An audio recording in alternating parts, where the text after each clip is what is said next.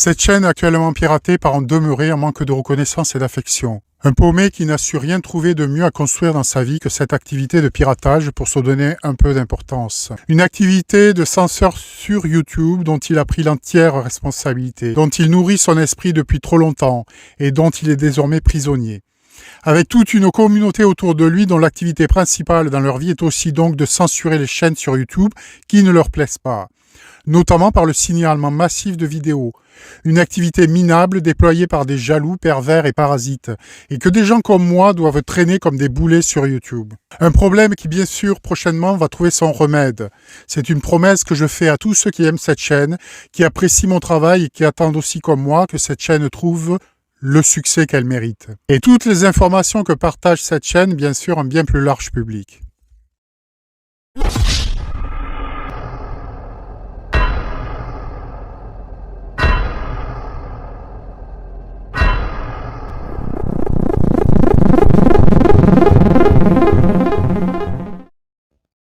Les bombes atomiques ne sont pas ce qu'ils nous disent. On nous en a tous montré à l'école des images. Rappelez-vous, se baisser, se couvrir. Vous voyez un flash. Mais si une bombe atomique tombe, se baisser, se couvrir n'y fera rien, vous savez. Et nous avons tous vu aussi ces images de maisons explosant, et les arbres se plier, etc. Et vous savez, vous commencez à analyser ce truc, et quand vous regardez la maison maintenant, vous pouvez tout de suite voir que c'est juste une maquette. Et aussi surgissent des questions. Où pouvait bien être la caméra? Et comment se fait-il que la caméra n'a pas bougé? Et peu à peu, vous faites sortir toutes sortes d'anomalies. Je vais vous montrer une chose juste ici. Je pense que c'est la vidéo juste là. Non, ce n'est pas celle-ci. Je ne voudrais pas perdre trop de temps là-dessus. Est-ce celle-ci? Toutes celles-ci sont des vidéos qu'ils montrent aux enfants. Ah voilà, c'est là. Nous avons ici une île. Je voudrais que vous remarquiez ce nuage. Ce petit nuage, encore ici, petit nuage, ok? Regardez tous ces nuages-là. Maintenant, une bombe nettoie tout l'environnement, n'est-ce pas? Ça doit donc être capable de nettoyer un nuage, oui ou non? Alors voilà qu'on est censé en faire exploser une juste ici. Voici venir le champignon atomique, et ça va souffler juste à travers ces nuages. Vous voyez? Et quand ça se dissipe, je vais vous montrer image par image. Regardez. Oh purée! Les nuages sont toujours là. Or, tout ça sont vendus pour être de vraies images. Mais on voit que tout est faux. Je suis sûr que vous avez vu tous les trucs d'intelligence artificielle qui sortent en ce moment. On voit encore clairement que avant et après, les mêmes nuages. Oh! Fin du match. Game over. Avez-vous besoin de plus de preuves? Avez-vous besoin de plus de preuves? Tout est là, sous nos yeux. Et partout où vous entendez « Oh, ils font des essais nucléaires », sachez qu'à chaque fois, c'est parce que quelque chose se passe là-bas qui doit rester inaccessible. Pour exemple, j'ai fait ma présentation de Kiribati pour vous en vidéo, vous souvenez-vous, à propos de l'île tout au sud, près du monde extérieur. Je sais que les navires ne traversent pas l'Antarctique. Oui, je ne pense pas non plus. Donc, en résumé rapide, je prétends qu'il y a là-bas une route commerciale depuis cette île de Pacifique Sud vers le monde extérieur, au travers de la barrière de glace. Peut-être qu'ils échangent des armes, des puces informatiques. Je ne pourrais pas dire exactement quel type d'échange ils font. Mais ce qui est sûr, c'est que ces navires vont de cette île Kiribati vers le monde extérieur.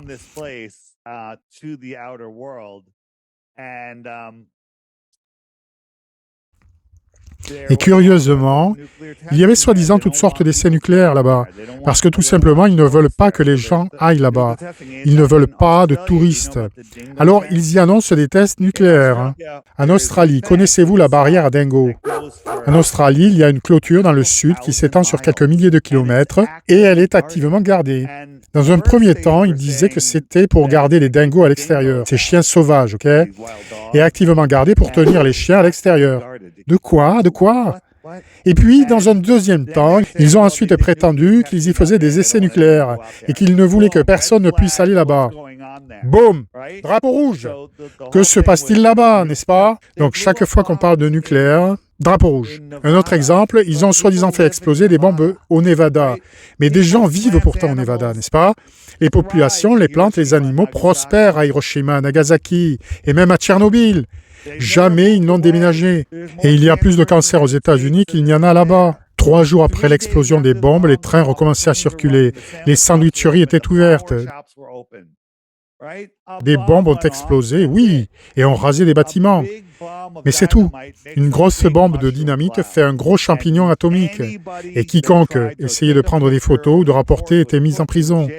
Mis à part le seul gars qui était autorisé à rapporter pour toutes les agences de presse.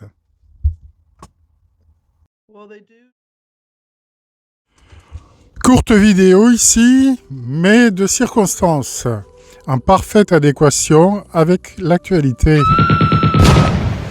Je tenais à cette période où on n'a jamais autant parlé d'armes atomiques à rappeler à tous l'information que porte avec elle cette courte précédente vidéo que tu viens de voir. Je rappelle ici qu'en principe, pour tout conspirationniste qui se respecte, ce sont des informations que nous avons déjà largement partagées. En 2016, quelques vidéos vraiment bluffantes tournaient encore sur YouTube, prouvant que l'arme atomique n'existe pas. Je pense par exemple à la chaîne d'Evrard, qui à cette époque avait travaillé sur ce sujet et avait produit une excellente vidéo de près d'1 heure à peu près, il me semble. Une vidéo absolument passionnante, de bout en bout. Des vidéos comme il en avait le secret, avec de la recherche approfondie. Qu'elles soient ses recherches sur Internet ou bien des expériences qu'il faisait lui-même en se filmant. Il avait ainsi notamment montré que la lumière issue de la Lune refroidissait les surfaces sur lesquelles elle entrait en contact. Dans une vidéo, là encore, absolument passionnante. C'est vraiment dommage qu'il ait arrêté ça. Mais bon, je présume qu'il s'est trouvé un nouveau projet de vie. C'est vrai qu'aujourd'hui, c'est tellement compliqué. Quand on défend une thèse scientifique qui n'est pas la thèse défendue par la grande majorité, c'est vrai que c'est difficile de s'exprimer. Il n'y a qu'à voir sur ma chaîne comment ça se passe. En tout cas, aujourd'hui, quand on va sur sa chaîne à Evrard, toutes ces vidéos sont en privé. Et c'est bien regrettable. Au moment même où nous allons gagner, au moment même où la vérité va triompher. Dans cette vidéo, par exemple, la vidéo donc au sujet de l'existence de la bombe nucléaire, la question qui se posait était notamment pourquoi la production de fumée lors de l'explosion d'une bombe soi-disant fonctionnant à l'énergie nucléaire. Par exemple, sur ces images que l'on donne du soleil, que l'on dit être celles du soleil, est-ce que tu vois de la fumée qui est produite? Tu ne vois pas de fumée. Parce que l'énergie nucléaire, que ce soit la fission nucléaire, comme ce serait le cas dans la bombe nucléaire si elle existait, ou bien les réactions de fusion, comme ce serait le cas dans le Soleil s'il existait tel qu'on nous le dit, eh bien, il n'y a production que de rayonnement électromagnétique ou rayonnement gamma et production de neutrons. Il n'y a pas de production de fumée, il n'y a pas de production de carbone. Et effectivement, dans les images qu'on nous donne du Soleil, on ne voit pas de fumée s'échapper du Soleil. Eh bien, on n'a pas non plus à voir de fumée non plus. Si cette bombe nucléaire existait et si on les faisait exploser comme on nous dit et comme on nous montre les images, il n'y aurait pas non plus de production de fumée. Ça n'a aucun sens, scientifiquement parlant. Et quand on est physicien et qu'on a un minimum de sens scientifique, alors on sait que ça n'a pas de sens. Puisque lors d'une explosion de ce type d'arme, si elle existait, encore une fois, il n'y aurait forcément aucune production d'éléments carbone. Il n'y aurait que production de rayonnement électromagnétique et de neutrons. Or, la fumée a toujours pour source la production d'éléments carbone. Il s'agissait là d'une preuve qu'a menée cette vidéo dont je te parle, celle qu'avait produite cette chaîne Evrard, où il expliquait aussi très bien toutes ces choses. Bon bref, j'aurais bien aimé que tu aies l'opportunité de voir cette vidéo. J'ai envoyé un message à Evrard pour qu'il remette ces vidéos en public. Cette vidéo au moins en public. J'espère qu'il verra mon message et trouvera là l'occasion d'une urgence à remettre ce type d'informations capitales à disposition de son public. Si c'est le cas, alors bien sûr, je publierai le lien vers cette fantastique vidéo en description sous celle-ci. N'hésite donc pas à venir de temps en temps vérifier s'il s'y trouve. J'ajoute ici que depuis 2016, énormément de chaînes, dont la mienne, à 20 000 abonnés, ont disparu du fait de cette effroyable censure opérée par les demeurés dont je parle en début de chacune de mes vidéos. Bon, si jamais cette vidéo ne réapparaissait pas, celle d'Evrard, eh bien cette information n'existera que sous sa forme actuelle, celle que tu vois dans cette vidéo aussi, ce qui déjà n'est pas mal. Heureusement que je suis là pour te bosser. Heureusement que je fais ce travail d'information aujourd'hui. Et je suis le seul à faire ce travail d'information, déjà d'un point de vue de la création, déjà d'une part, et aussi en montrant ma tête, en vidéo. Tout le monde est parti. En 2016, il y avait... Bon bref, je ne vais pas revenir là-dessus. Je voulais aussi ici souligner l'existence, encore une fois, de la marche main dans la main de toutes les élites. J'ai bien dit absolument toutes, dans le monde entier. Sans quoi, bien sûr, un tel mensonge, celui de l'arme nucléaire, tout comme celui de la Terre sphérique, ne pourrait pas exister, bien sûr. Et même les infâmes tyrans qu'on nous annonce morts sont très vraisemblablement, les doigts de pied en éventail, en retraite bien méritée, quelque part sous les cocotiers. Fais-moi confiance. Va bientôt nous montrer des corps. Que bien sûr, on aura fabriqué. Et tout le monde y croira. Comme d'habitude.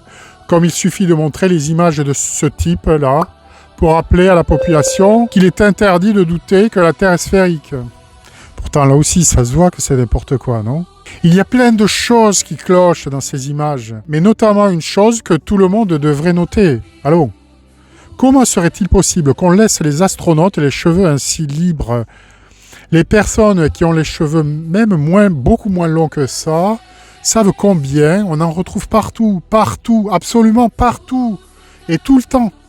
Et qui impose un ménage permanent là où on vit. Si jamais tu trompes la femme avec laquelle tu vis, et que ta maîtresse a des cheveux longs, et que tu la trompes dans le lit conjugal, j'espère pour toi que tu fais très attention à ramasser tous les cheveux qui s'y trouvent. Sur la moquette de la chambre, sur le lit, etc. Parce que c'est quelque chose que nous savons tous. Nous savons tous que les cheveux, ça vole partout. Ça se dépose partout, et d'autant plus lorsqu'ils sont longs.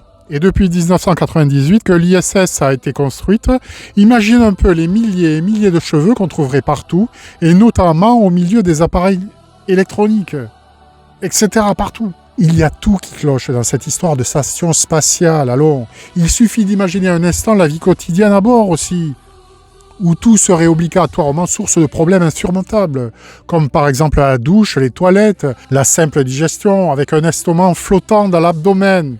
Imagine un peu. Et des aliments qui aussi bien sûr flotteraient à l'intérieur de cet estomac. En imaginant qu'ils aient déjà pu descendre de la bouche jusque dans l'estomac, sans la pesanteur. Il suffit de prendre qu'une de ces idées, une seule suffit pour démonter tout l'espace. Et on en a ainsi des tonnes, avec ces sourires sur les visages, souriants, de gens qui en fait vivraient un enfer, et pendant des mois. Comment tu peux imaginer avoir un sourire alors que tu ne peux pas digérer normalement, que tu ne peux pas avoir de circulation sanguine normale dans les jambes, et comment tu peux dormir sans avoir une circulation normale dans le corps, sans digérer tes aliments, sans te doucher.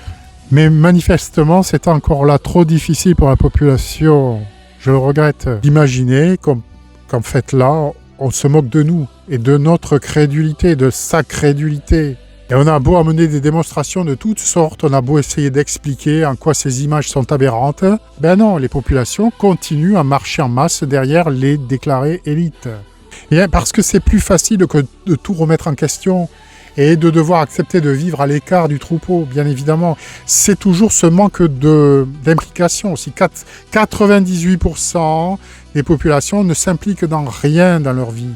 Et donc, n'ont pas ce lien qui est nécessaire avec l'âme pour avoir cette conscience qui permettrait de lever tous ces lièvres. Bref, c'est comme ça. Eh bien, dans cette veine, je voudrais aussi, enfin, souligner dans cette vidéo, et en terminer par là, qu'initialement, les programmes d'armes nucléaires étaient annoncés comme préventifs contre les guerres. Ce qu'on appelle aussi l'arme de dissuasion nucléaire. Dissuasion de quoi ? Des guerres, n'est-ce pas ? Leur simple existence était censée nous dissuader, ou plutôt dissuader les États et les nations d'entrer en guerre les unes contre les autres. Oui ou non ? Or, on voit bien qu'aujourd'hui encore, comme ce fut exactement le cas avec l'Irak, le mensonge de l'arme nucléaire est au contraire utilisé comme raison d'entrer en guerre. C'est aujourd'hui devenu la raison principale d'entrer en guerre. Alors, là encore, que te faut-il de plus pour douter enfin sérieusement de ce qu'on nous raconte et de ce que nous raconte l'histoire? Gog et Magog se trouvent dans l'Apocalypse de Jean. Quand les 1000 ans seront accomplis, Satan sera relâché de sa prison et il sortira pour séduire les nations qui sont aux quatre coins de la terre, Gog et Magog, afin de les rassembler pour la guerre. Chapitre 27 des textes de l'Apocalypse. C'est imagé, bien sûr, mais sache que ces textes de l'Apocalypse sont à voir aussi comme le scénario que nous jouent actuellement les élites, que sont en train de répéter les élites. C'est le scénario qu'ils ont à jouer. C'est ainsi aussi qu'ils savent ce qu'ils ont à faire et comment ils ont à mener le monde jusqu'à cette grande guerre que moi aussi, je dois avouer que j'espère aujourd'hui, pour en finir enfin, avec tous ces mensonges et toute cette crédulité. Parce qu'on s'ennuie. Parce que les gens qui ne sont pas crédules, les gens qui sont conscients, s'ennuient des autres, s'ennuient de cette absence aujourd'hui de conscience dans le monde. Voilà, je termine sur ces bonnes paroles. Je te dis à très bientôt sur cette chaîne. Reste positif, kiffe la vie et trouve-toi une passion dans la vie, comme la mienne actuellement avec cette chaîne. Et toutes ces vidéos que j'y publie, même si elles ne font pas de vues, ça n'a aucune importance. Elles vont en faire des vues. Elles vont en faire énormément des vues.